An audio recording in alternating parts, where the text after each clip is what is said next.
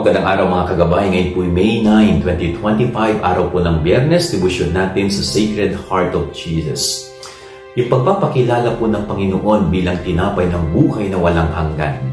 Yung kanyang pagsasabi na kainin ninyong aking laman at inumin ninyo ang aking dugo upang kayo ay tumanggap ng buhay na walang hanggan. Hindi po ito maintindihan ng ilan sa mga Hudyo. Hindi nila talaga maunawaan kung ano ang nais sabihin ng Panginoon. Kaya puro sila criticism. No? Kinikriticize nila ang mga salita ng ating Panginoon. Bakit? Sapagkat never naman talaga silang naniwala kay Jesus.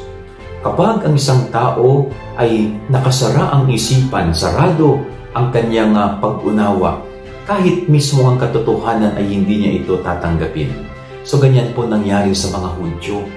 No? Kaya tayong mga tao, tingin natin na patuloy buksan ng Diyos ang ating isip at puso upang maunawaan natin ang lahat ng mga ibinibigay sa atin ng Diyos. Lalong-lalo na yung kanyang katawan, yung kanyang sarili, upang sa ganun ang bawat isa sa ating magkamit na ng buhay na walang hanggan. Buksan nawa ng Diyos ang ating isipan, ang ating puso araw-araw. Yan ang ating gabay-aral ngayong maghapon. God bless po sa inyo lahat. Pagpalain kayo ng Panginoon.